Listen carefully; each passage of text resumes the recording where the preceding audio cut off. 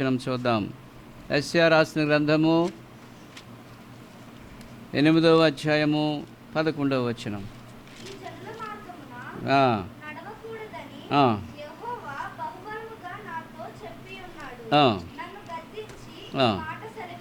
ఆమేన్. యెషయాతో దేవుడి మాట చెప్తున్నాడు. దేవుడు ఆయన్ని ఎన్నుకున్నాడు, పిలిచాడు, ఎన్నుకున్నాడు. ఈ జనుల మార్గమున నీవు నడవకూడదు. ఏ జనులు అంటే దాన్ని ఎవరినైతే పిలిచాడో, ఏర్పాటు చేసుకున్నాడో ఆ ప్రజలు. ఆ మార్గాల్లో నువ్వు నడవకూడదు. ఈ జనుల మార్గమున నడవకూడదని యెహోవా బహు బలముగా నాతో చెప్పి ఉన్నాడు. నన్ను గద్దించి ఈ మాట సెలవిచ్చెను. దేవుడు గద్దించి సెలవిచ్చిన మాట ఏమిటంటే, బహు బలముగా ఈ జనుల మార్గమున నీవు నడవకూడదు. ఒకవేళ వాళ్ళని చూసి నువ్వు నడిచావంటే నువ్వు చెడిపోతావు. అంటే నీవు నన్ను చూడాలి, నా మార్గాల్లో నువ్వు నడవాలి, నా ఉపదేశంలో నీవు నడవాలి. ఈ దినాల్లో క్రైస్తవం ఎలాగైపోయిందంటే మనుషులు చూచి వాళ్ళు నడిచే మార్గాల్లో నడుస్తున్నారు. అబ్బో ఈమె చాలా సీనియర్ అని చూసి ఆమె చూస్తే ఈడు చెడిపోతున్నాడు. సంఘాలు చూస్తున్నారు, ఏమండి యూట్యూబ్లో చూస్తున్నారు, రకరకాలుగా మనుషులు నడుస్తున్నారు, రకరకాలుగా నచ్చిన త్రోవల్లో వెళ్తున్నారు, వాళ్ళకి ఇష్టం వచ్చిన త్రోవల్లో వాళ్ళు వెళ్తున్నారు. దేవుని త్రోవలు వాళ్ళు వదిలేశారు, దేవుని మార్గాలను వాళ్ళు వదిలేశారు. వాళ్ళకి నచ్చినట్టుగా, వాళ్ళకి ఇష్టం వచ్చినట్టుగా వాళ్ళ త్రోవల్లో వెళ్ళిపోతున్నారు. అప్పుడు అదే పరిస్థితి, ఇప్పుడు అదే పరిస్థితి. కానీ అందరూ అలా కాదు. కొంతమంది ఆయన జనులు నడిచేటువంటి మార్గాల్లో వాడు నడవటం లేదు. కొంతమంది మంచిగా నడుస్తారు, ఆత్మీయతలో నడుస్తారు, సరైన రీతిలో నడుస్తారు, దేవుని చిత్తానుసారముగా నడుస్తారు, దేవునికి అనుకూలముగా నడుస్తారు. ఏమండి భలే కూర్చున్నారండి. ఒక ఏమో భోజనం వడ్డించి అన్నట్టు కూర్చున్నాడు ఒక ఆయన. 90 సంవత్సరాల ముసలాళ్ళు కాలు చాపుకొని కూర్చున్నాడు. కాలు పీకితే లేచి నిలబడండి, పర్లేదు, నిలబడి దేవుని వాక్యాన్ని ఆలకించండి.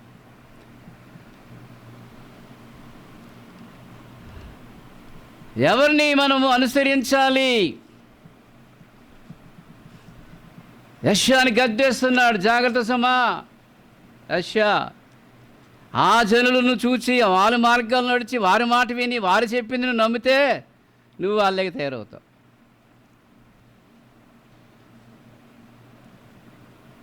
నువ్వు నేను చెప్పినట్టుగా నడవాలి, నా మార్గాల్లో నువ్వు నడవాలి అని దేవుడు ఆయన్ని గద్దించి బహుబలముగా ఆయనతో మాట్లాడడం అనేది మనం చూస్తూ ఉన్నాం. చాలా అవసరం ఇది మనకి.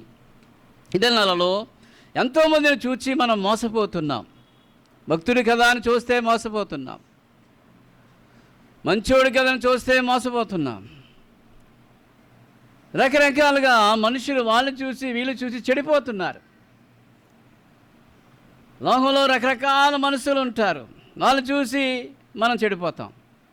అసలు వాళ్ళలోంచి నేను బయటికి తీసుకొచ్చాడు, మనల్ని తీసుకొని వచ్చి ఆయన ఉపదేశంలో నడవాలని, ఆయన మార్గాల్లో నడవాలని, ఆయన చిత్తము నెరవేర్చాలని, ఆయన వాడుకునే పాత్రలుగా మనం ఉండాలని, ఆయన ద్వారా మనం దీవించబడాలని దేవుడు కోరుచున్నాడు. కనుక యెషయాకి ముందుగానే చెప్తున్నాడు, చాలా జాగ్రత్త సుమా, చాలా జాగ్రత్త, నేను గద్దిస్తున్నాను. ఎందుకు అంటే నువ్వు వాళ్ళను చూస్తున్నావు, వాళ్ళు చెప్పింది వింటున్నావు. కనుక జాగ్రత్త సుమా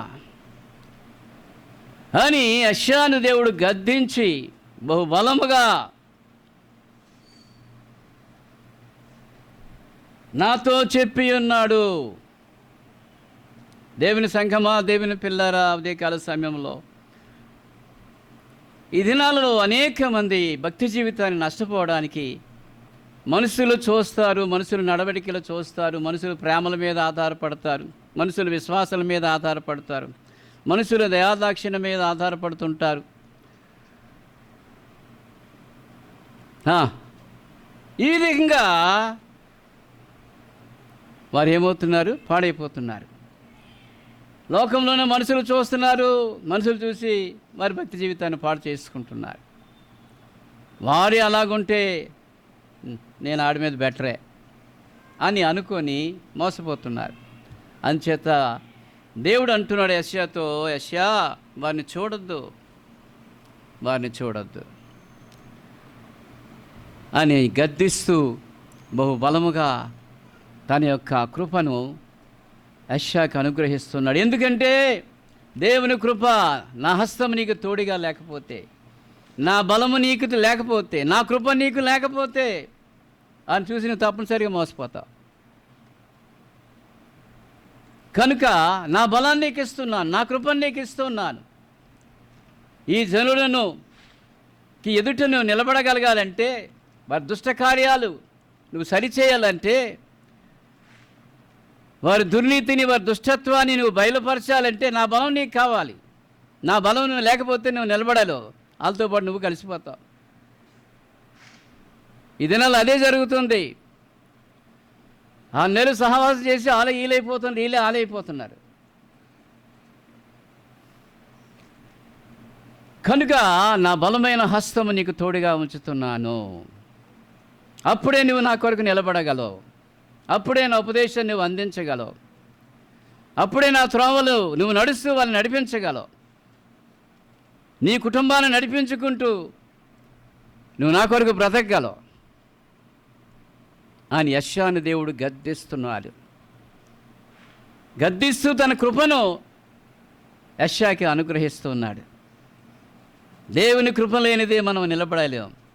మన భక్తి మీద, మన శక్తి మీద, మన జ్ఞానం మీద, మన తెలివితేటల మీద మనము ఏది కూడా దేవుని చిత్తాన్ని మనం నెరవేర్చలేం. దేవుని త్రోవల్లో మనం నడవలేం. దేవుని కృప మనకు కావాలి, దేవుని బలము మనకు కావాలి. దేవుడు మనల్ని గద్దించినప్పుడు లోబడ్డానికి కూడా ఆయన కృప మనకు కావాలి. ఉదయకాల సమయంలో దేవుని సంఘమా, మనము మనుషుల తట్టు చూడడానికి, వారి మాటలు వినడానికి, వారి నడవడిని అనుసరించడానికి దేవుడు మనల్ని పిలవలేదు. లోకంలో రకరకాల మనుషులు నడుచుకుంటున్నారు, రకరకాల వేదాంతాలు వాళ్ళకు ఉన్నాయి, రకరకాల సిద్ధాంతాలు వాళ్ళకు ఉన్నాయి. ఎవడికి నచ్చిన త్రోవలో వాడు నడుచుకుంటూ వెళ్ళిపోతున్నాడు. ఎవడ మతం వాడిదే, ఎవడ మార్గం వాడిదే, ఎవడ నీతి వాడిదే, ఎవడ సత్యం వాడిదే. అటువన్నిటిలో నుంచి దేవుడు మనల్ని తీసుకుని వచ్చాడు. నా మాట నువ్వు జాగ్రత్తగా విను, నా ఉపదేశాలను జాగ్రత్తగా స్వీకరించు, నేను ఏదైతే చెప్పాలనుకుంటున్నా ఆ ప్రజలకు చెప్పు, అంతం వరకు నేను ఇచ్చే కృపను కాపాడుకో, నా చిత్తాన్ని నెరవేర్చు అని దేవుడు యెషయాతో అనటం బట్టి, తన కృపను ఆయనకి అందించడం బట్టి ఆ కృపలో నిలబడ్డాడు. దేవుని స్తోత్రం. తన జీవితాంతము కూడా దేవుని యొక్క చిత్తాన్ని నెరవేర్చాడు. ఆయనే కాదు, ఆయన కుటుంబం కూడా. ఆంకెలాగా ఆయన భార్య కూడా భక్తిలో ఎదిగింది. తన భార్యను కూడా భక్తిలో పెంచుకున్నాడు. ఆయన భక్తిలో ఎదుగుతూ దేవుని చిత్తాన్ని నెరవేర్చుకుంటూ తన భార్యను కూడా భక్తిలో పెంచుకున్నాడు. ఈనాడు కుటుంబాలు చెడిపోవడానికి, పాడైపోవడానికి కారణం ఏంటి? నెమ్మది లేకున్నటువంటి పరిస్థితులు ఎందుకు కలుగుతున్నాయి? వారు నడవరు, వారి కుటుంబాన్ని భక్తిలో నడిపించుకోరు, వారి పిల్లలు భక్తిలో నడిపించుకోరు. యెషయా తన భార్యను కూడా భక్తిలో పెంచుకున్నాడు జాగ్రత్తగా. ఆమె కూడా ఒక ప్రవక్తిని అయింది, దేవుని కొరకు ఉపయోగపడే ఒక పాత్రగా మార్చబడ్డది. తన పిల్లలకు కూడా దేవుని కొరకు ఉపయోగపడేవారిగా మారారు. చిన్నప్పటి నుంచి కూడా అలాగా వారిని జాగ్రత్తగా వారు నడుస్తూ తమ పిల్లలను నడిపించుకున్నారు. అందుకనే మేము మా కుటుంబం సియోను కొండ మీద ఇశ్రాయేలు ప్రజలకు ఒక సూచనలుగా ఉన్నాం, మాదిరికరముగా ఉన్నాం అని చెప్పగలుగుతున్నాడు దేవుని పిల్లరా. ఈ ఉదయకాల సమయంలో దేవుని పిల్లమైన మనం దేవుని గద్దింపు మనకు అవసరం. దేవుని గద్దింపు మనకు అవసరం. దేవుని కృప అపారముగా దేవుడు మనకు అనుగ్రహిస్తూ ఉన్నాడు. నేడు చివరి దినాలలో ఈ కృపాకాలంలో కృప వెంబడి కృపను ఆయన మనకు అనుగ్రహిస్తూ ఎంతగానో తన హస్తమును మనకు తోడుగా ఉంచి మనల్ని ఆయన కరుణించి మనల్ని కాపాడుచున్నాడు. కనుక దేవుని కృపను జాగ్రత్తగా మనం సద్వినియోగం చేసుకొని ఏం చేయాలి? దేవుని మార్గాల్లో మనం నడవాలి. ప్రభువా, నీ మార్గాల్లో నన్ను నడిపించు, నన్ను, నా భార్య, నా పిల్లలు, నా కుటుంబం, మేము నీ మార్గాల్లో నడవాలి. నీ ఉపదేశం మాకు ఇవ్వండి ప్రభువా. ఇతరులకు మేము మేలుకరముగా ఉండాలి, మార్గము చూపించేవారిగా ఉండాలి, వారికి మేము వెలుగుకరముగా ఉండాలి అని దేవుని పిల్లలు ప్రార్థించాలి, దేవుని దగ్గర ఉపసించాలి, కన్నీరు కార్చాలి. ప్రభువా, నీవిచ్చిన కృపను పోగొట్టుకోకుండా జాగ్రత్తగా, నీకిచ్చిన రక్షణ ఎంత అమూల్యమైనదంటే ఈ లోకంలో ఏది కూడా నీకు అది ఇవ్వలేదు. వేల కోట్లు పెట్టి ఒకవేళ చంద్రమండలంలో అంగారగ్రహంలో నువ్వు స్థలాలు కొనుక్కోవచ్చేమో, కానీ పరలోకంలో మాత్రం నీ డబ్బు, నీ చదువు, నీ జ్ఞానం, నీ తెలివితేటలు స్థానము కల్పించదు. అది యేసయ్య ప్రాణమును పెట్టి త్యాగము చేసి నీకిచ్చిన అమూల్యమైనది. అందుకని పరలోకంలో వాళ్ళు ఆనందిస్తున్నారు. మా రక్షణ కొరకే స్తోత్రాలు ప్రభువా. మా రక్షణగా భూలోకంలో మా కార్లు ఇచ్చావు, మిద్దెలు ఇచ్చావు, మెడలు ఇచ్చావు, బంగారాలు ఇచ్చావు, అడిగిందలా ప్రతి ఇచ్చావు అని అనటం లేదు. ఏమంటున్నారు? మా రక్షణ కొరకే. ఆ పరిశుద్ధులతో కలిసి వారందరూ ఆనందిస్తూ ఆ దేవుని దివ్యమైన సముఖంలో, ఆ మహిమాయుక్తమైనటువంటి దేవుని పరిశుద్ధ సన్నిధిలో వారు ఆనందిస్తూ తెల్లని వస్త్రాలు కట్టుకొని, ఖర్జూరపు మట్టలు చేత పట్టుకొని దేవాది దేవుని సింహాసనం నిలబడి మా రక్షణ కొరకై స్తోత్రాలని బిగ్గరగా కేకలు వేస్తున్నారు. రక్షణ విలువ ఎలిగిన వారు వాళ్ళు, రక్షణలో జీవించిన వారు. రక్షణ అంటే ఏంటో, అది కృప ద్వారా అనుగ్రహించబడింది. ఆ కృపను కాపాడుకొని, ఆ రక్షణను కాపాడుకొని అంతం వరకు ఆ మహారక్షణలోనికి వెళ్ళిన వారు. అది డబ్బిచ్చితే వచ్చేది కాదు, దేవుని యొక్క అనుగ్రహం అది. దాన్ని మనం కాపాడుకోవాలి జాగ్రత్తగా. అంతం వరకు దాన్ని కాపాడుకున్నవాడే అనంతమైనటువంటి ఆయన సన్నిధిలోనికి వెళ్ళగలుగుతాడు. ఆ రక్షించబడిన పరిశుద్ధుల గుంపులో ఉండి దేవుని వాడు స్తుతించగలుగుతాడు. హల్లెలూయా, హల్లెలూయా. దేవుడు నాకు ఏమి ఇచ్చాడని చాలామంది అంటుంటారు. నాకు ఏమి ఇచ్చాడండి దేవుడు? వాళ్ళకి అది ఇచ్చాడు, వాళ్ళకి అది ఇచ్చాడు, వాళ్ళకి ఇది ఇచ్చాడు, భూములు ఇచ్చాడు, పొట్టలు ఇచ్చాడు, బంగారం ఇచ్చాడు అని కొంతమంది అంటూ ఉంటుంటారు. నీకు ఇచ్చిన రక్షణలోనే అన్నీ దేవుడు దాచిపెట్టాడు. హల్లెలూయా. ఆ రక్షణ పాత్రను చేత పట్టుకొని కృతజ్ఞతాస్థుతులు చెల్లించు. నీకిచ్చిన ఆ పాప క్షమాపణ. ఎవడు నిన్ను పాపాల నుంచి విడుదల పరచగలడో? ఎవడి వల్ల అది సాధ్యం కాదు. ఎవడి మీద నీ మీద శాపాన్ని తీయగలడో? అది ఎవరి వల్ల సాధ్యం కాదు. నీ కొరకు ప్రాణం పెట్టిన యేసయ్య రక్తములు అనే నీకు పాప క్షమాపణ.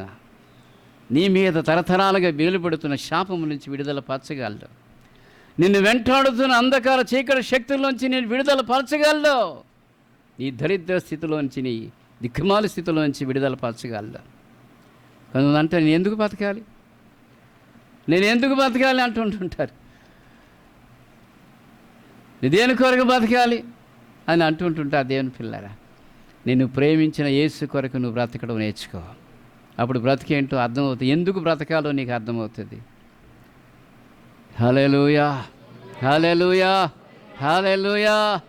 దేవుని పిల్లరా, ఈ ఉదయకాల సమయంలో ఒక ఆమె అందట, అయ్యా నన్ను ఎవ్వరూ ప్రేమించట్లేదండి, మా ఇంట్లో వాళ్ళు ప్రేమించట్లేదు, మా బంధువులు ప్రేమించట్లేదు, మా తోటివారు ప్రేమించట్లేదు, కేవలం వారి ప్రేమ అంతా నా డబ్బు మీదేనండి, నా డబ్బుని బట్టి నన్ను ప్రేమిస్తున్నారు, నన్ను బాగా అర్థం చేసుకున్నాను, అంచేత నిజముగా నన్ను ఎవ్వరూ ప్రేమించట్లేదు, బయట వాళ్ళు కానీ ఇంట్లో కానీ ఎవ్వరు నన్ను ప్రేమించలేదు, నాకు బాగా అర్థమైపోయింది, కనుక నేను ఎందుకు బ్రతకాలి అని ఆ పాస్టర్ గారిని అడిగిందట.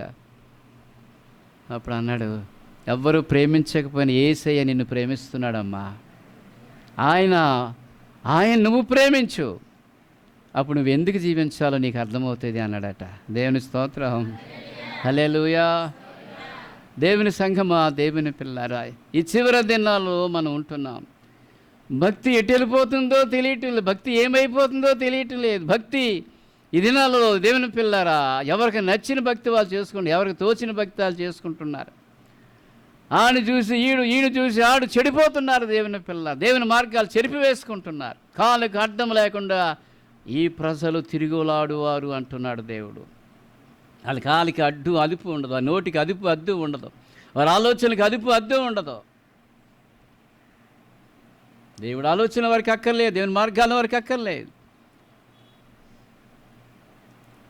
అందుకని యెషయాను దేవుడు గద్దిస్తున్నాడు, జాగ్రత్త సుమా, నా కృప నీకు ఇచ్చాను, నా అభిషేకం నీకు ఇచ్చాను, నేను ఎన్నుకున్నాను, నిన్ను ప్రత్యేకపరుచుకున్నాను, నువ్వు నా కొరకు జీవించాలి, నా చిత్తాన్ని నెరవేర్చాలి, నీవు నీంటివారు ఈ ప్రజల కొరకు ఆశీర్వాదకరముగా ఉండాలి. హల్లెలూయా, హల్లెలూయా, హల్లెలూయా. కనుక దేవుని గద్దింపు మనకు అవసరం. సేవకులు నిన్ను గద్దిస్తున్నారా? నీకు అవసరం. నీ తల్లిదండ్రులు నిన్ను గద్దిస్తున్నారా? నీకు అవసరం. సామెతలు 13:1 ఏం చెప్తుందో చూడండి.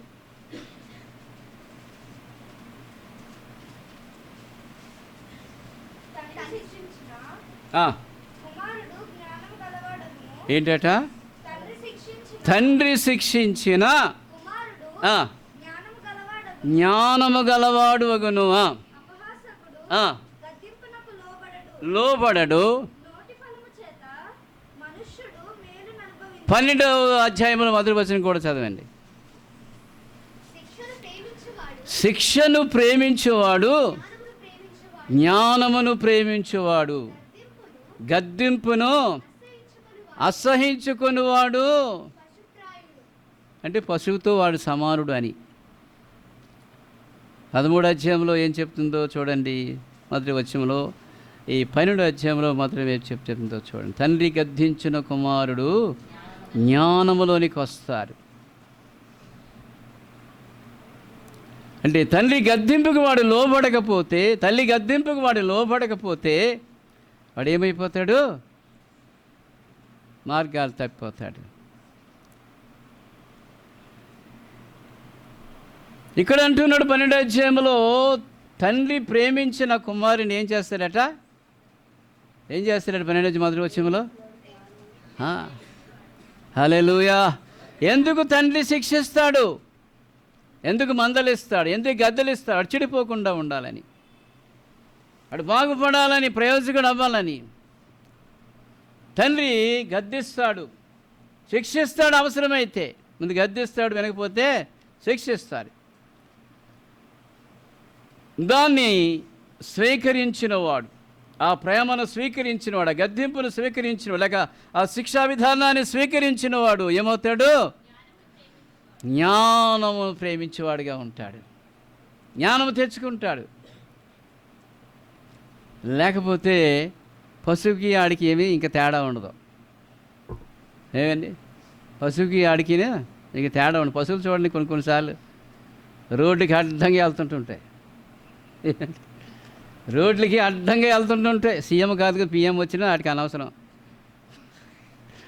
రోడ్లకి అడ్డంగా వెళ్తాయి. మరి రోడ్డు మీదకి వచ్చి మళ్ళీ రెట్టేస్తాయి, మీకే నేటి మాకు అంత స్వాతంత్రం అని.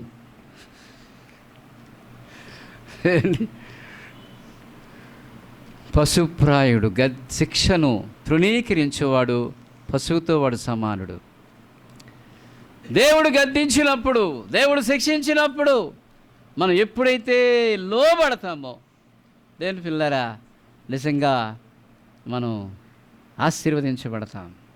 హల్లెలూయా, హల్లెలూయా, హల్లెలూయా.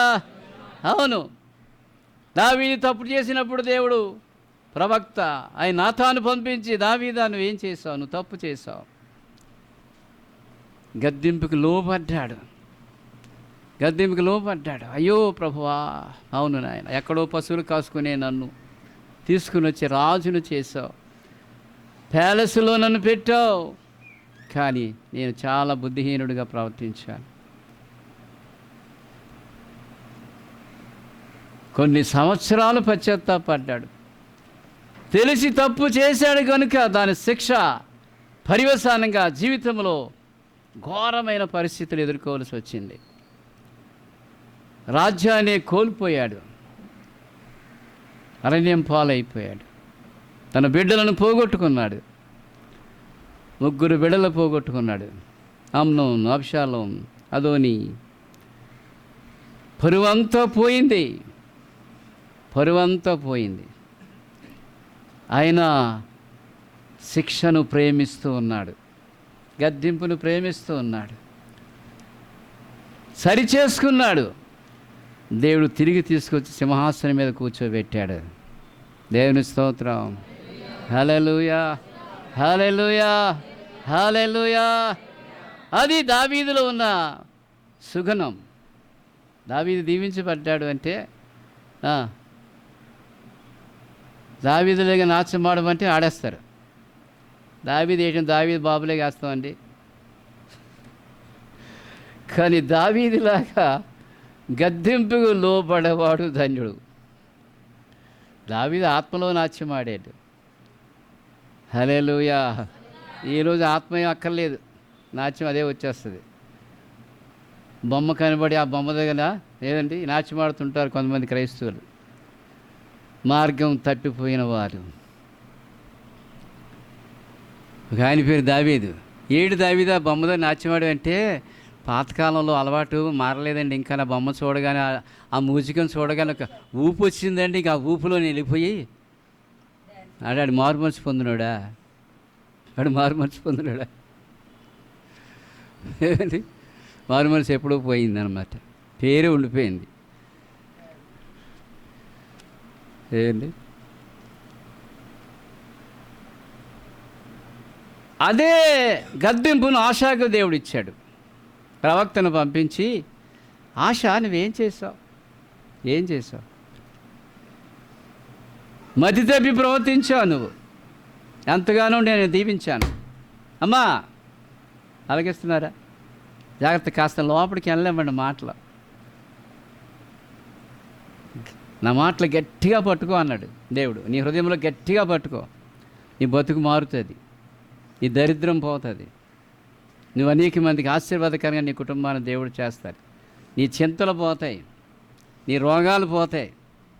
చింతల వల్లే రోగాలు ఎక్కువైపోతున్నాయి. జబ్బు మనకి, డబ్బు డాక్టర్కి. డబ్బు అంతా తీసుకుని ఎవరు పోతున్నారు? డాక్టర్కి పోతున్నాం. ఎందుకు? చింతల వల్ల. జాగ్రత్తగా దేవుని మాటలు మన హృదయాల్లో పెట్టి ప్రార్థన చేస్తే దేవుడు గొప్ప ధైర్యం కలిగిన ఆత్మను మనకిస్తాడు, తన కృపను మనకిస్తాడు. వ్యాధులు జయిస్తాం. బతుకున్నంత కాలము కూడా సమస్యలు ఉంటాయి. భక్తులకు ఉంటాయి, భక్తిహీనులకు ఉంటాయి. సమస్య లేనివాడు ఈ లోకంలో ఎవడూ లేడు, చింత లేనివాడు ఎవడూ లేడు. ఏమండి, సమస్య లేనివాడు ఎవడూ లేడు. భక్తుడికైనా ఇంకా భక్తులకే ఎక్కువ రోగాలు ఉంటాయి, ఎక్కువ సమస్యలు ఉంటాయి. ఎందుకు? వాళ్ళు భక్తి చేస్తున్నారు కనుక, నిజమైన భక్తి చేస్తున్నారు కనుక వారికి ఎక్కువ సమస్యలు ఉంటాయి. కానీ అందుకు తగినట్టుగా దేవుడు కృపను వారికి ఇస్తాడు. దేవుని స్తోత్రం. హల్లెలూయా. కనుక సమస్యలతో మనం ఏమవ్వాలి? పోరాటం చేస్తూ వెళ్తూనే ఉండాలి. అమ్మ ఈ వ్యాధి పోయిందిరా బాగుంటే మరో వ్యాధి వస్తుంది, ఈ సమస్య పోయిందంటే మరో సమస్య వస్తుంది. ఏమండి, వస్తూనే ఉంటాయి. కనుక వచ్చినవన్నీ అవి దాటికి వెళ్ళటానికి దేవుడు కృపను మనకిస్తాడు. హల్లెలూయా, హల్లెలూయా. ఆశ నువ్వేం చేసావు? మతి తప్పి నువ్వు ప్రవర్తించావు. నేను ఎంతగానో దీవించాను. నన్ను నువ్వు ఆశ్రయించినంత కాలం నేను ఎంతగానో నిన్ను హెచ్చించాను, ఉన్నతమైన స్థానంలో నిన్ను పెట్టాను. కానీ ఈ విషయంలో నువ్వు మతి తప్పి ప్రవర్తించావు. అంటే పశ్చాత్తాపడాలా లేదా? అవును ప్రభువా, తప్పు చేశాను నాయన, బుద్ధిహీనుడిగా ప్రవర్తించాను తండ్రి, అయ్యో నన్ను క్షమించండి అని ప్రవక్త ద్వారా వచ్చిన వర్తమానాన్ని స్వీకరించి తన పూర్వీకుడైన దావీదు అనుసరించినట్టుగా పశ్చాత్తాపడి సరి చేసుకుంటే నిజంగా దేవుడు ఆ సింహాసనం మీద కూర్చొని ఉండనిచ్చేవాడు. మరి కొంతకాలము రాజ్య పరిపాలన చేసి ఉండేవాడు. ఏం చేశాడు చెప్పండి, ఏం చేశాడు? వీడిని తీసుకెళ్ళి ఆ జైల్లో పడేయండి అన్నాడు. నన్నే గద్దిస్తున్నాడు, వీడిని తీసుకెళ్ళి జైల్లో పడేయండి అన్నాడు. ఎంత భయంకరం అంటే, ఎంత గర్వం పెరిగిపోయిందో చూడండి, ఎంత అతిశయం పెరిగిపోయిందో చూడండి. సింహాసనముకి ఎక్కికు దేవుడి చేత దీవించబడిన తర్వాత అతిశయం వచ్చింది, గర్వం వచ్చింది. దురామం అనే పాపము, నేను అనే పాపం వచ్చేస్తుంటుంది మనకు తెలియకుండానే చాప కింద నీళ్ళగా దురాభిమానం అనే పాపం నేను అని వచ్చేస్తుంటుంది. దేవుని పిల్లారా, వీడిని తీసుకెళ్ళి జైల్లో పడేయండి అన్నాడు. అంటే దేవుని అంటే ఏమాత్రం భయం లేకుండా పోయిన మార్గాల్లోనికి వెళ్ళిపోతున్నాడు. చివరికి రోగం వచ్చింది. రోగం వచ్చింది, అప్పటికైనా పశ్చాత్తాపడ్డా? అప్పటికి పశ్చాత్తాపడలేదు. అయ్యో ప్రభువా, నాకేంటి, నేను రాజుని, కావలసిన మంది వైద్యులు ఉన్నారు నా దగ్గర అని వైద్యులను ఆశ్రయించాడట. వైద్యులను ఆశ్రయించాడు. ఏమండి, దేవుని కృప లేనిది ఏ రోగం బాగుపడదు. దేవుడు ఆయుష్కాలం ఇవ్వందే, నీకు ఆయుష్కాలం లేదు. ఆయుష్కాలం ఆయన వశమై ఉన్నది. పాపులకి ఎక్కువ కాలం ఇస్తాడు ఆయన ఆయుష్కాలం, ఎందుకంటే మారు మనసు పొందుతారు కదా ఎప్పటికైనా అని. ఈడనుకుని నీ చేస్తున్నాను, భక్తి చేస్తున్నాను, అందుకే దేవుడు నాకు ఆయుష్కాలం ఇచ్చేస్తానని ఈడనుకుంటాడు. ఏమండి అంటారు కదా, పాపికి శిలాయు. ఏమండి దేవుని పిల్లరా, దేవుని ఆశ్రయించలేదు. చివరికి ఏమైపోయాడు? ఆ వ్యాధితోనే తన జీవితాన్ని ముగించేశాడు. దేవుని ఆశ్రయించలేదట. అయ్యో ప్రభువా, నన్ను క్షమించను, ఎంత పాపం చేశాను, ఎంత తప్పు చేశాను, ఎంత గర్విష్ఠుడిని అయిపోయాను, ఎంత గర్వాంధుడిని అయిపోయాను, ఈ మార్గాలను తప్పిపోయాను. పశ్చాత్తాపడలేకపోయాడు దేవుని పిల్ల. అంతగాని హృదయం కఠినమైపోయింది. హృదయాన్ని ఎవరు కఠినపరుచుకుంటారో ఖచ్చితంగా కీళ్ళలో పడిపోతారు. అందుకని మెత్తన హృదయాలు మనకు కావాలి, మారు మనసు కలిగిన హృదయాలు మనకు కావాలి, పశ్చాత్తాప హృదయాలు మనకు కావాలి, దేవుడంటే భయం కలిగిన హృదయాలు మనకు కావాలి. మన హృదయాలే మనల్ని మోసగిస్తాయి. హృదయం మోసకరమే దేవుడు అంటున్నాడు. మన హృదయమే ఎవడు మనల్ని మోసగించక్కర్లేదు, ముందు నీ హృదయమే నేను మోసగించేస్తుంది. దేవుని పిల్లారా, గమనించండి, దేవుని యొక్క గద్దెంపు. ఆహాబు కాలంలో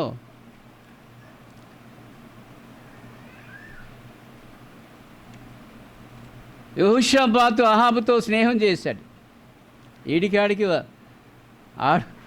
ఆహాబు దేవునికి విరోధి. ఆహాబు.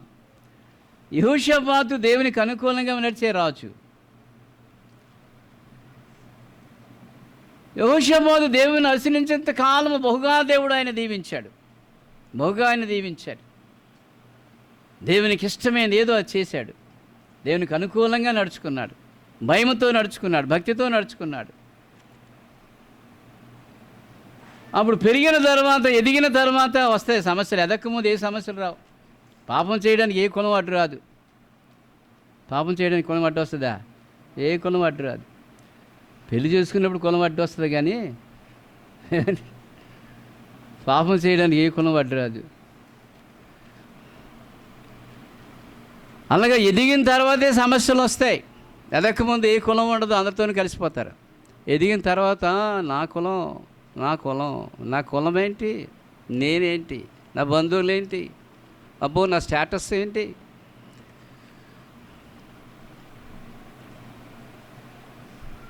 ఎదిగిన తర్వాత అహాబుతో బియ్యం అందుకున్నాడట. ఒరే నీ కూతురు నాకెవరా, నా కొడుకుని నీకు ఎత్తాను, మన ఇద్దరం కలిసి ఉన్నామంటే చాలా బలం ఉంటుంది మనకి. ఆడేమో దేవునికి విరోధి, అహాబు దేవునికి విరోధి, ఈడు దేవునికి అనుకూలమైన మనిషి. అయ్యో వాడితో నేను సహవాసం చేయకూడదు, వాడు దేవునికి విరోధి, వాడు మార్గం తప్పి తిరుగుతున్నవాడు, శ్రమలేని జీవితం కలిగిన వాడు, దేవునికి విరోధి వీడు అని జ్ఞానం ఉండాలి కదా వీడికి. ఎదిగిన తర్వాత ఆ జ్ఞానం పోతుంది కాస్త. అందుకే పెద్దలు అంటారు అడ్డల్లో బిడ్డలు కానీ ఎదిగిన తర్వాత బిడ్డలా అంటారు. అడ్డాల్లో ఉండేటప్పుడు ఎటు తిప్పినా తిరుగుతారు, ఎదిగిన తర్వాత వినరు మాట. అలాగే ఎదిగిన తర్వాత ఆ దేవునికి విరోధైన వాడితో సహవాసం చేశాడు, వాడితో బియ్యం అందుకున్నాడు. దినాల్లో మనుషులు సహవాసాలు దేవుని పిల్లలు. ఎవడు డబ్బు కలిగినవాడు, ఎవరు మాట కలిగినవాడు, ఎవరు పలుకుబడి కలిగినవాడు, ఎవడు మనకు పనికి వస్తాడు, ఆ దుష్టులతో సహవాసం చేస్తుంటారు. మార్గం తప్పిన వారితో సహవాసం చేస్తుంటారు. దేవునికి విరోధులతో సహవాసం చేస్తారు. వాళ్ళు చెడిపోయి వీళ్ళు చెడిపోతారు, వాళ్ళు భ్రష్టులు అయిపోతారు, వీళ్ళు భ్రష్టులు అయిపోతారు. వాళ్ళు మార్గాలు తప్పిపోయి ఉన్నారు, వీరు మార్గాలు తప్పిపోతారు. తెగిపోయిన గాడిపడి ఎంటిపోతావు చూడండి, దానికి గాలి ఎడిపోతుంటుంటారు. ఇది నెలలో చాలామంది పరిస్థితి అలాగే కనబడి తెగిపోయిన గాలి పట్టాలకు తిరుగులాడుతుంటారు, అటు ఇటు ఇటు, ఈ సంఘమని ఆ సంఘమని అక్కడని ఎక్కడని.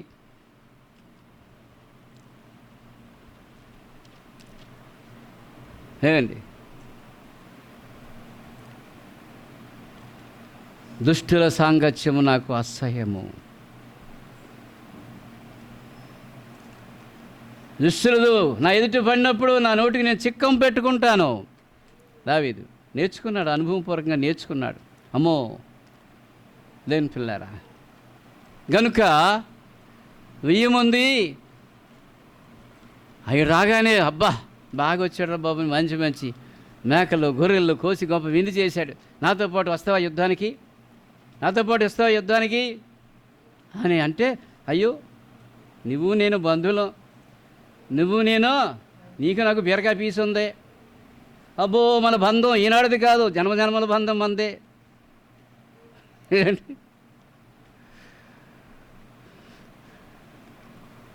మన పాతకాలం స్నేహం మర్చిపోతామా?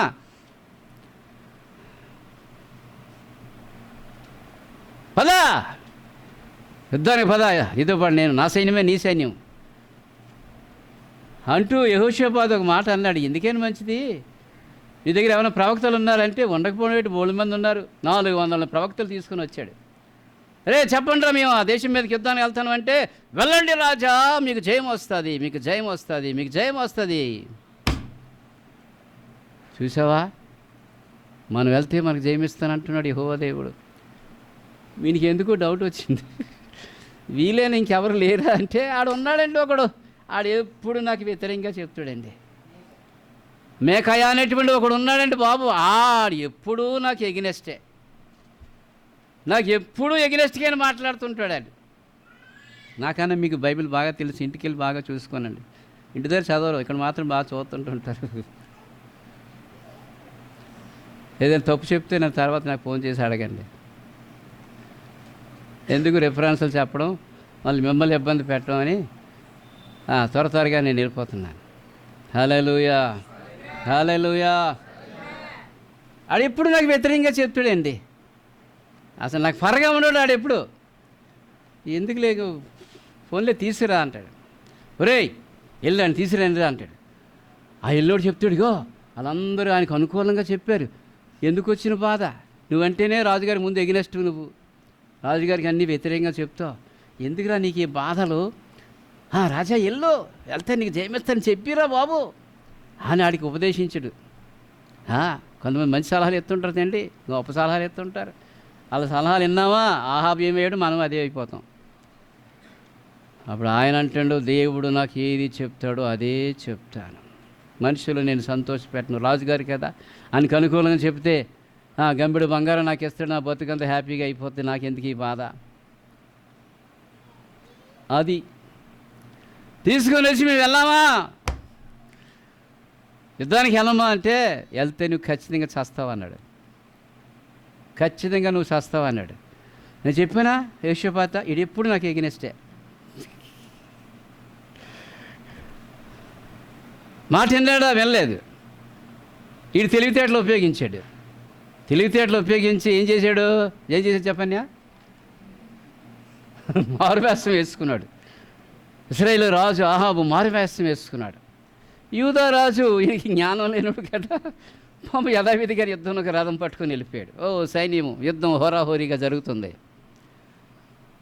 అప్పుడు ఆడు మారువేషంలో ఉన్నాడు అసలైనడు, ఈడేమో పాపం దొరికిపోయాడు. అసలు యెహోషాపాతు దొరికిపోయాడు. అయ్యో అందరూ రథం చుట్టూ చూసారు.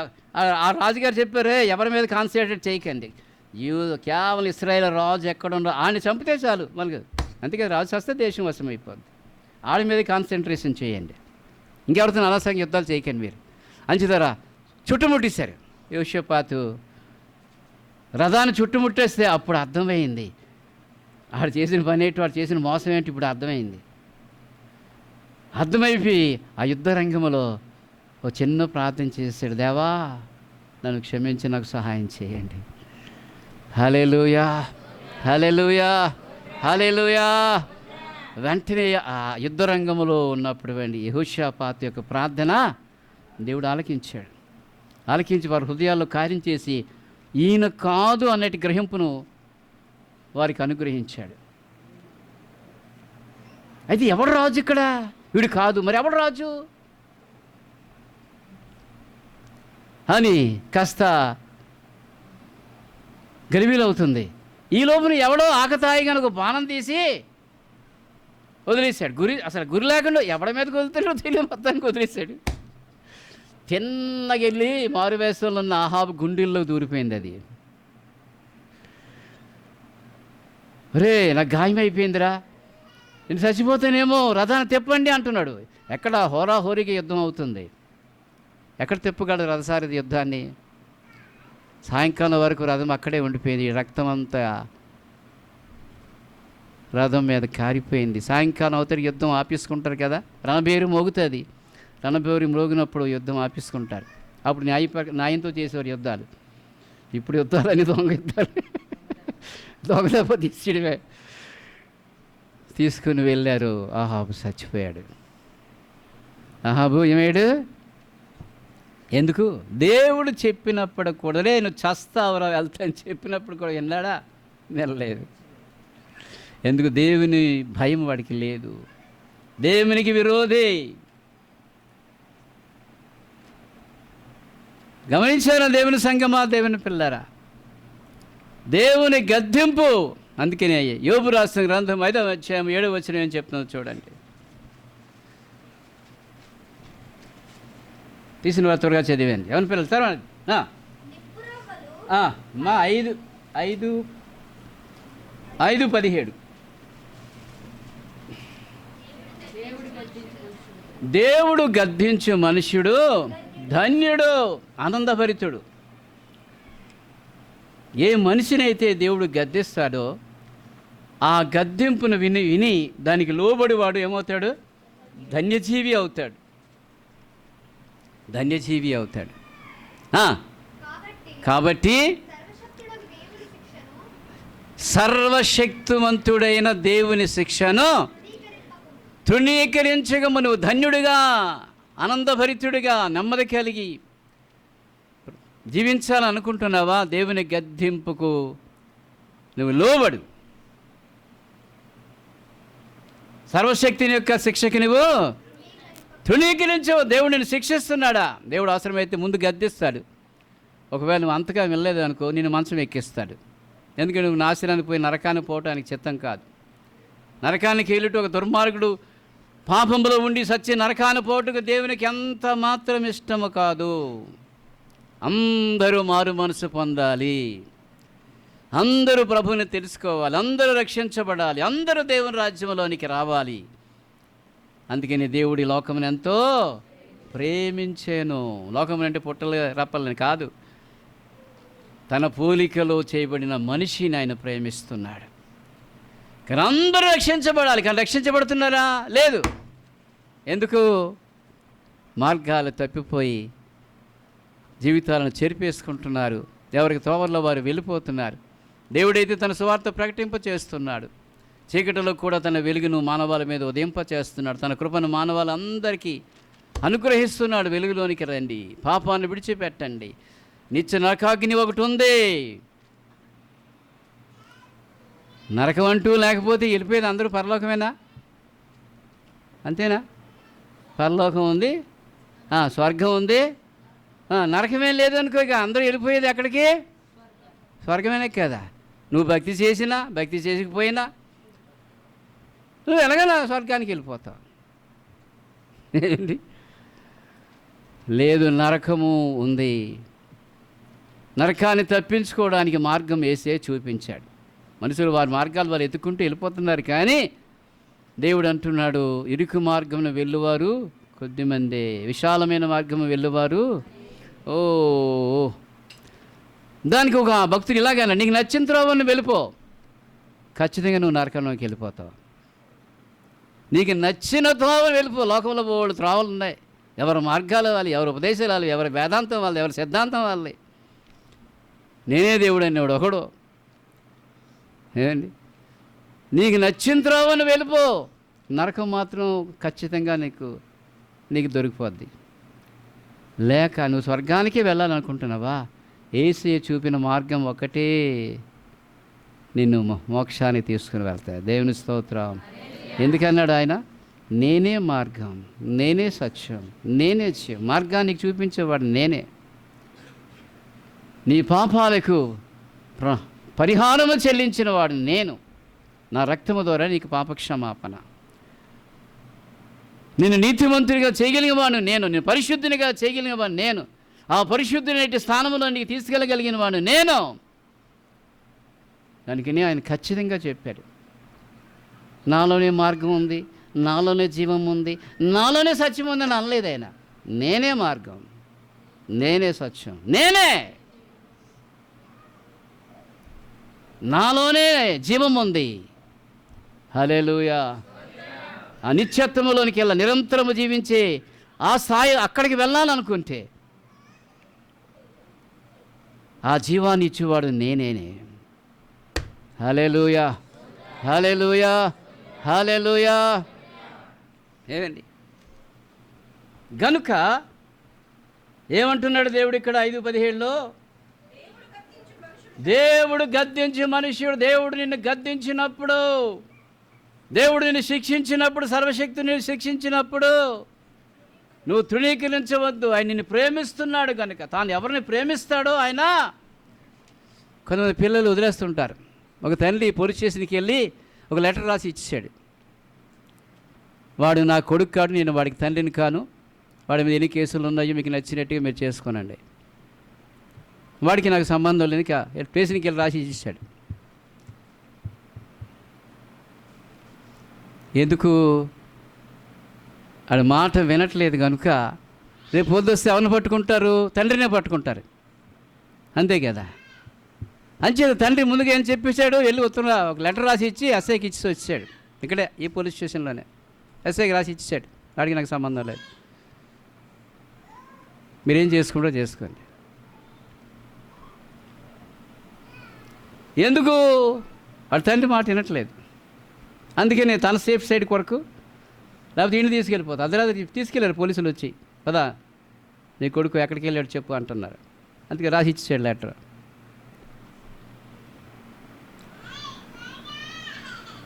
కానీ యేసయ్య నేను ప్రేమిస్తున్నాడు. ఒకవేళ నీ తండ్రి అలాగే రాసి ఇచ్చి వచ్చేమో, వదిలేవచ్చేమో, పోనీ అప్రోస్టుడు. కొంతమంది తండ్రులు అంటారు, ఆడు ఎప్పుడు చస్తాడని కబురు వస్తే నేను బిర్యానీ చేసుకొని పండుగ చేసుకుంటానండి అంటారు. కొంతమంది తండ్రులు చెప్తున్న మాట, ఆడు ఎప్పుడు చస్తాడని కబురు వస్తే నాకు ఎంత ఆనందం అండి బాబు. ఏమండి? కానీ యేసయ్య అలాగ అనట్లేదు. ఏమంటున్నాడు? ఆయన నిన్ను ప్రేమిస్తున్నాడు. ఆయన ప్రేమ ఎలాంటిదంటే నేను అంతవరకు ప్రేమించే ప్రేమ. నువ్వు భూమి మీద ఆఖరి శ్వాస వదిలే వరకు ఆయన నిన్ను ప్రేమిస్తూనే ఉంటాడు. ఎప్పటికైనా నువ్వు మారు మనసు పొంది ఆయన రాజ్యంలోనికి వెళ్ళాలి. ఆ సిలువలో కూడా ఇద్దరు దొంగలు ఉన్నారు. ఇద్దరు దొంగల్లో కూడా ఒక ఆయన అంటున్నాడు, అయ్యా నీవు నీ రాజ్యంతో వచ్చినప్పుడు నన్ను జ్ఞాపకం చేసుకో. క్షమించమని అడగడానికి కూడా నాకు అర్హత లేదు, నన్ను జ్ఞాపకం చేసుకో. అప్పుడు అన్నాడు, నీవు నాతో కూడా నా రాజ్యంలో ఉంటావు, నా పరదేశంలో ఉంటావు. మరొకడు ఉన్నాడు, ఆడికి అవకాశం వచ్చింది. ఇద్దరు దేవుని ఎరిగిన వారే, కానీ పాపంలో ఉన్నారు. పాపం పట్టుకుంది, చివరికి మరణానికి ఎక్కించింది.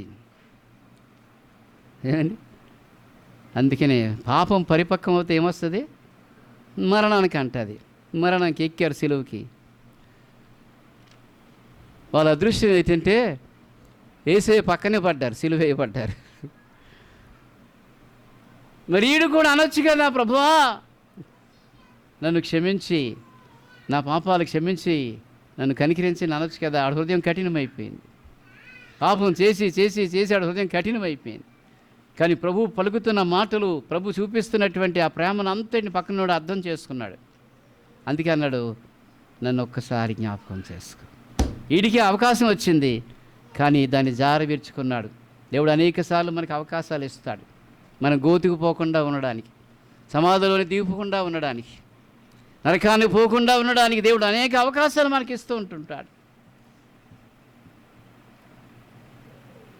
తప్ప తాగి నేను ఒకసారి ఆ రాత్రి చనిపోవాలి, అంతగా తాగాను. ఆడెక్కడో బీహార్ నుంచి తెచ్చాడు ఆ మందు. ఇక చచ్చిపోయాను అనుకున్నాను. నోరు ఎండిపోతుంది, నీళ్ళు అడగడానికి కూడా, నాకు లెగడానికి కూడా అవకాశం లేదు, నోరా ఎండిపోతుంది. ఇక చచ్చిపోతాను అనుకున్నాను. తెల్లాలు వేసేటప్పటికి బతుకున్నానా అనిపించింది. అప్పుడు వాక్యం తీసి చదివాను, నువ్వు గోతికి పోకుండా ఉండడానికే నిన్ను రక్షించానురా అన్నాడు. యోబు రాసిన గ్రంథంలో ఉంటుంది. అప్పుడే దేవుడు నన్ను మర్చిపోయి ఉంటే ఈనాడు మట్టిలో ఉండేవాడిని.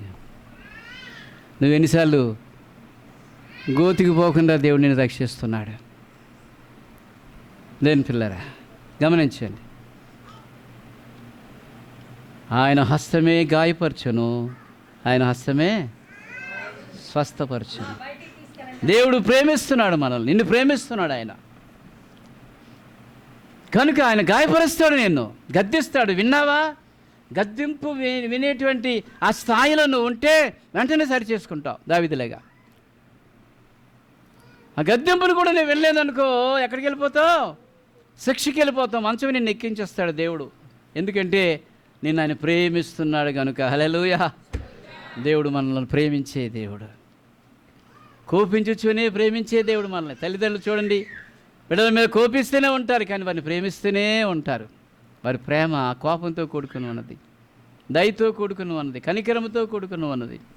అలాగే మన దేవుడు అంతకన్నా నువ్వు మనిషిగా ఉండి ఆ ప్రేమ నీకుంటే, నిన్ను సృజించిన వాడు దేవుని ప్రేమ ఎంత గొప్పదో. ఎక్కడి నుంచి వచ్చింది నీకు ఆ ప్రేమ? నీ దేవునిలోంచి వచ్చింది నీకు ఆ ప్రేమ. ఆయన జీవము నీలో పెట్టాడు కనుకనే ఆ ప్రేమ నీలో ఉంది. నీలో ఉన్న కొద్దిపాటి ప్రేమ అంత గొప్పదైతే మరి దేవుడు ఎంత ప్రేమ కలిగిన వాడు. దేవుడే ప్రేమై ఉన్నాడని బైబిల్ చెప్తుంది. దేవుడు ప్రేమై ఉన్నాడు. హల్లెలూయా. ప్రేమ అంటే ఏమిటో మన యూత్ ప్రశ్నించారు. ఆ టీచర్ గారిని ఎవరో ప్రశ్నించారు, ప్రేమ అంటే ఏమిటి? ఎవరు ప్రశ్నించారు. అప్పుడు మీరు చెప్పండి అన్నాడు. ప్రేమ అంటే ఏడు చెప్పండి అన్నాడు. ఒక్కొక్కరు ఒక రకంగా చెప్పారు. ఏమండి, ఒక్కొక్కరు ఒక రకంగా చెప్పారు.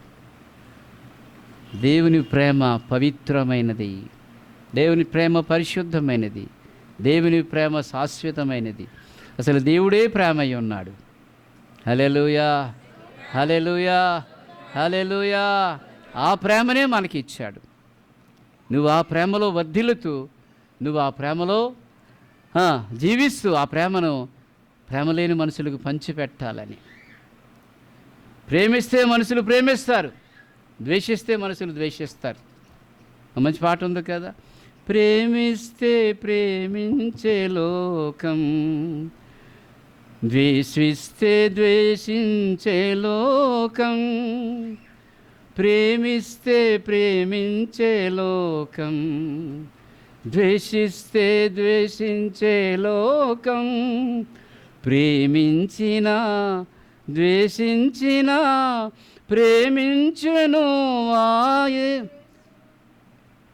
ప్రేమించినా ద్వేషించినా నీ దేవుడు నిన్ను ప్రేమిస్తూనే ఉంటాడు. నువ్వు ప్రేమించలేకపోయినా, నువ్వు ద్వేషించినా, నువ్వు దూరం అయిపోయినా నిన్ను ప్రేమిస్తూనే ఉంటాడు. మనుషుల ప్రేమ అలాంటిది కాదు. నువ్వు ప్రేమిస్తే నిన్ను ప్రేమిస్తావు, నువ్వు ద్వేషిస్తే వారు నిన్ను ద్వేషిస్తారు. కానీ నీ దేవుని ప్రేమ అటువంటిది కాదు. హల్లెలూయా, హల్లెలూయా. లోకంలో ఎవరు ఈ ప్రేమ నీకు ఇవ్వలేరు. కనుక ఆయనే నిన్ను గాయపరచును. ఒక గాయం అయ్యావా, ప్రభువా నువ్వే నన్ను స్వస్థపరుస్తావు, నీవే నన్ను స్వస్థపరుస్తావు ప్రభువా. అంచేత సమస్యలు వచ్చినప్పుడు, మన దేహాలను ఆరోగ్యం విడిచిపోయినప్పుడు జాగ్రత్తగా మనం పరిశీలన చేసుకోవాలి. ఎక్కడైనా దేవుని విరుద్ధంగా వెళ్తున్నానా, అందుకేనా నేను శిక్షకు గురవుతున్నాను, ఎక్కడ నేను ఇంకా మారుమనసు పొందాలి, ఎక్కడ నేను ఎక్కడ దేవుని వైపు సరిగ్గా నేను తిరగాలి, ఎక్కడ సరిగ్గా నేను తిరగకుండా ఉంటున్నాను. అందుకే సామెతలు 1:23 అంటాడు, నా గద్దింపును విని నువ్వు తిరుగు, నా గద్దింపును విని నువ్వు తిరుగు. ఏమంటున్నాడు ఆయన 1:23 సామెతల్లో? నా గద్దింపును విని తిరుగుడి, ఆలకించుడి. ఆమేన్.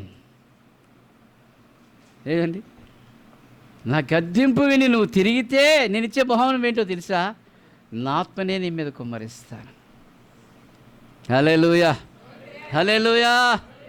నా ఆత్మ నీ మీద కుమ్మరిస్తాను. నా ప్రేమ నీలోకి వస్తుంది. తన ఆత్మ మనకేమిస్తుంది? ఆయన ప్రేమను మనకిస్తుంది, ఆయన జ్ఞానమును మనకిస్తుంది, ఆయన బుద్ధిని మనకిస్తుంది, ఆయన ఆలోచన మనకిస్తుంది, ఆయన బలాన్ని మనకిస్తుంది, ఆయన శక్తిని మనకిస్తుంది, ఆయన ధైర్యాన్ని మనకిస్తుంది. బలము కలిగి లోకంలో యెషయావలె నిలబడగలుగుతాం. మనుషులు చూసి మోసపోము, మనుషుల మార్గాలను వెంబడించం, మనుషుల ఉద్దేశాల ప్రకారం నడవం. మన కుటుంబాలను జాగ్రత్తగా కట్టుకొని ఆఖరి వరకు ప్రభువులో నిలబడగలుగుతాం. వెళ్ళిపోయిన తర్వాత మన సాక్ష్యం భూమి మీద నిలిచి ఉంటుంది. హల్లెలూయా, హల్లెలూయా, హల్లెలూయా. చచ్చిపోయిన తర్వాత చాలామంది వెళ్ళిన దేవుడు తెలిసి నా కొడుకు పోయాడు. మనుషులు అనుకుంటారు, పైకి మాత్రం ఎంత మంచి చూడండి అంటుంటారు. ఎంత సంపాదించోడు అని చెప్పుకోరు, ఎంత మంచోడు అని చెప్పుకుంటారు. ఎంత మంచోడండి, ఇంత త్వరగా చనిపోతాడు అనుకోలేదు. అందుకని ఒక జన్మదినము కంటే ఒక మరణదినము మేలు అన్నాడు. హల్లెలూయా, హల్లెలూయా. అందరూ వచ్చి అయ్యో అయ్యో అని పొగుడుతున్నారట. వాళ్ళ అమ్మకి డౌట్ వచ్చిందట. వాళ్ళ ఆవిడికి, ఒరే ఆ పెట్టులో పడుకుంది మీ నాన్న కాదు, చూసిరారా అందట. ఎందుకంటే అందరూ పొగిడేస్తున్నారు, అందరూ పాస్టర్ గారు పొగిడేస్తున్నారు, సంఘస్థులు పొగిడేస్తున్నారు, అందరూ పొగిడేస్తారు. ఎంత మంచాడు, ఎంత మంచాడు, ఎంత చూసాడట. ఈవిడ ఇలాంటి వచ్చిందట. బాగా వెళ్ళి చూసారట. చూసి వచ్చి వాళ్ళ అమ్మతో అంటానమ్మా నాన్ననే.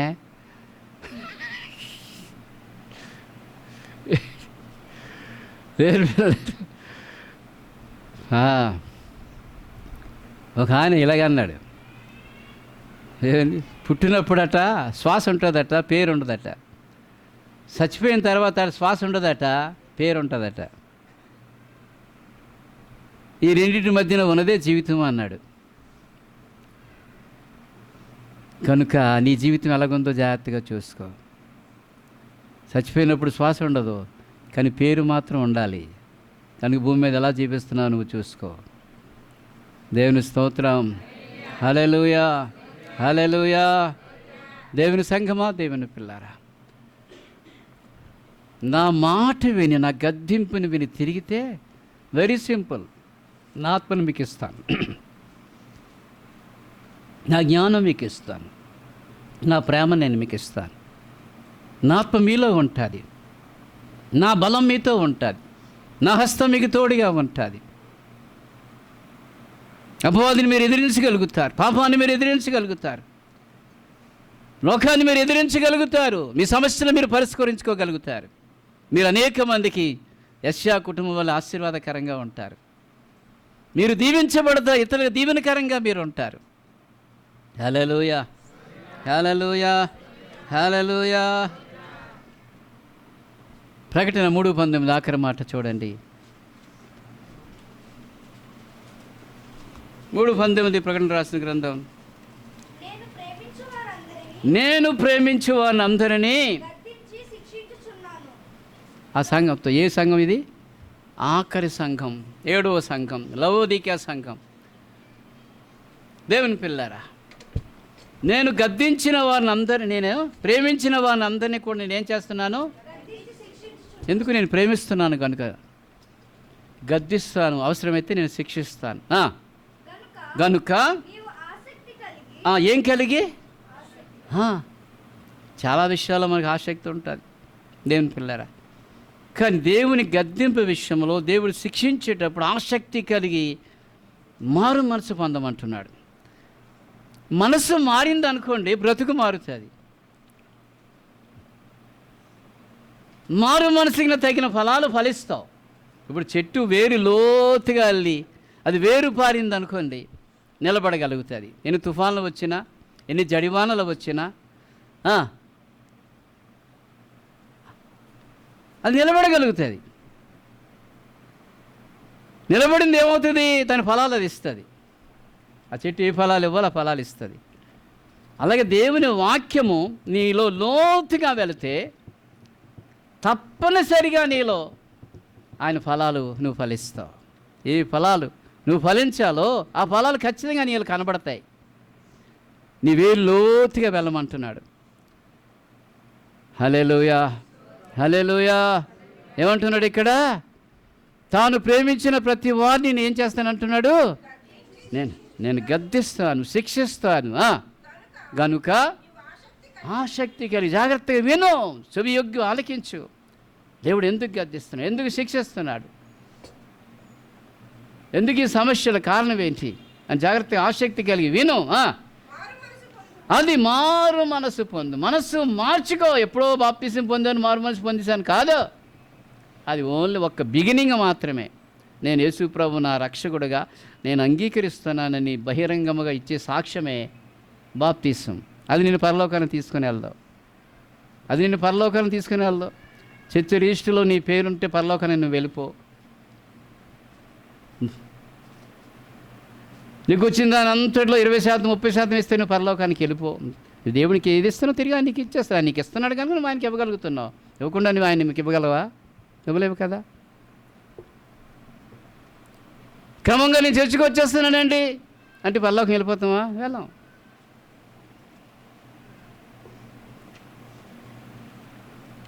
మారు మనసుతో ప్రారంభమైన జీవితం మార్పు చెందుకుంటూ వెళ్ళాలి. మార్పు చెందుకుంటూ వెళ్ళాలి. గొంగళ పురుగు సీతాకొక చిలుగు ఎలా మారుతుందో అలాగన అనుదినము కూడా దేవుని వాక్యమును ధ్యానిస్తూ దేవుని యొక్క కృప ఆత్మను దేవుడు మనకు అనుగ్రహించి ఉంటుండగా దేవుని ఆత్మ ద్వారా మనం సరిచేసుకుంటూ వెళ్ళేటప్పుడు మనం ప్రాచీన స్వభావము రాను రాను నవీన స్వభావముగా మారుతుంది. మారు మనసుకు తగిన ఫలాలు ఫలిస్తాం. ప్రజలు వచ్చి నీ ఫలాలను ఆశిస్తారు. హల్లెలూయా, హల్లెలూయా. దేవుని పిల్లారా, కనుక నువ్వు మారు మనసు పొందు అంటున్నాడు. ఈ సంఘము అన్నీ కలిగి ఉంది. ఏ లోటు లేదు ఈ సంఘానికి. డబ్బు ఉంది, విలువైన వస్త్రాలు ఉన్నాయి, బంగారం ఉంది, అన్నీ ఉన్నాయి ఈ సంఘానికి. ఏమీ లేదంటే మారు మనసు లేదు ఈ సంఘానికి. ఆ డబ్బుని ప్రేమిస్తున్నారు, ఆ బంగారాన్ని ప్రేమిస్తున్నారు, ఆ వైభవాన్ని ప్రేమిస్తున్నారు, ఆ విలువైన వస్త్రాలు ప్రేమిస్తున్నారు. ఈ రోజుల్లో మనుషులు ఎలా తయారంటే బంగారం ఉంటే వారికి విలువ ఉంటుంది, విలువైన వస్త్రాలు వేసుకుంటే వారికి విలువ ఉంటుంది, విలువైన బండి మీద వెళ్తే వారికి విలువ ఉంటుంది.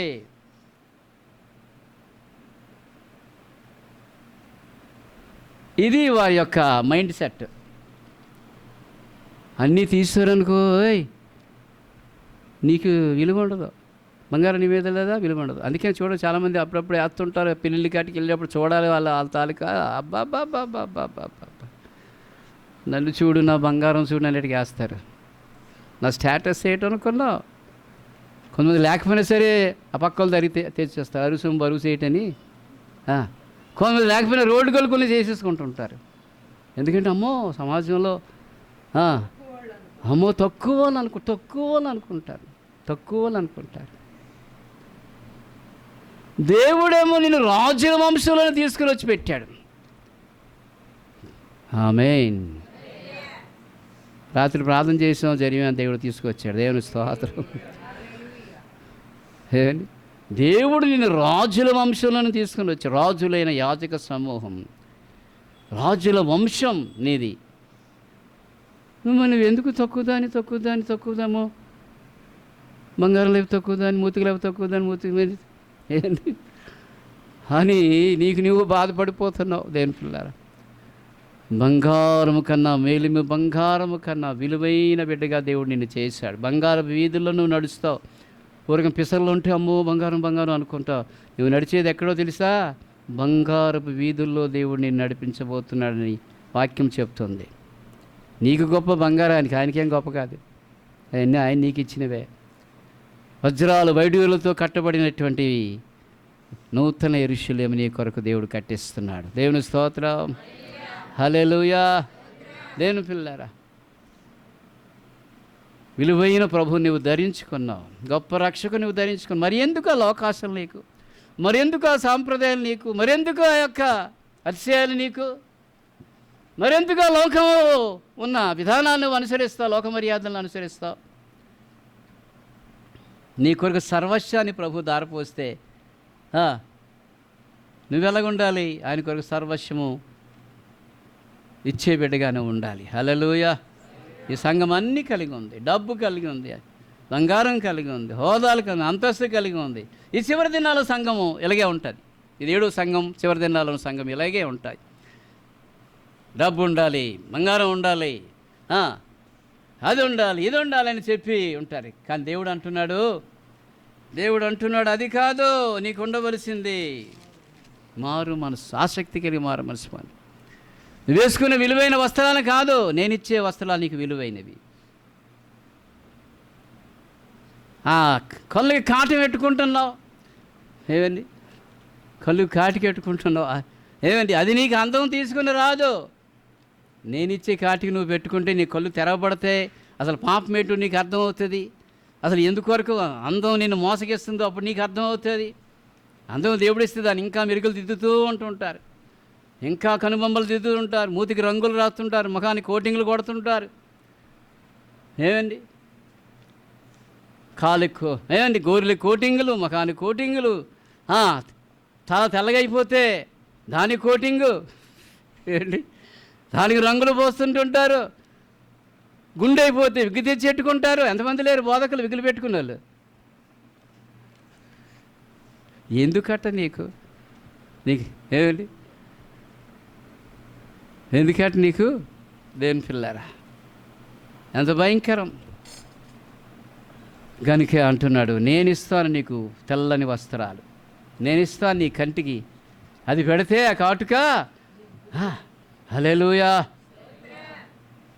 అదేంటో కానీ ఏమండి, ఒక పాప ఉంది, ఎంత నల్లగా ఉంటుందంటే నేను నల్ల బంగారం అని పిలుస్తాను. చిన్నది, ఒక 6 నెలల ఎంత ఉంటుంది. ఎక్కడికైనా అమ్మమ్మ అని తీసుకుని వచ్చేస్తుంటుంది. నేను నల్ల బంగారం అంటాను. అంటే ఎంత నలుపు అంటే ప్యూర్ నలుపు అనమాట. ఎలాగా ఆ నలుపు మీద ఇంకా నలుపు పెట్టింది, ఏది సుక్కెట్టింది, సుక్క మీద లాగింది కిందకి. అంటేట నేనన్నాను, ఏంటమ్మా ఈ నల్ల బంగారానికి సుక్కెట్టో దిష్టి తగులుతుందనే అని అన్నాను.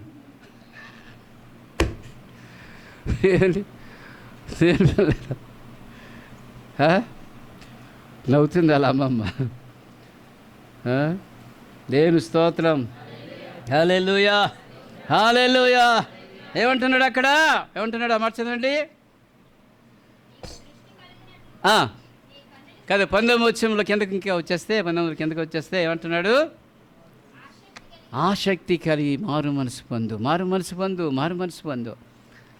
ఊరకనే దేవుడిస్తున్న కాలాన్ని, సమయాన్ని పాడు చేసుకొని ఏదో పేరుకు ఉండే బిడ్డగా నీవు జీవించొద్దు. దేవుని బిడ్డ, ఆసక్తికి వెళ్ళి అదిగో నేను తలుపు తగ్గి నిలబెడి తాడుతున్నాను. తలుపు తీయి, నీ హృదయం తలుపు తీయి. హల్లెలూయా. తలుపు తెరు, మారు మనసు పొందు.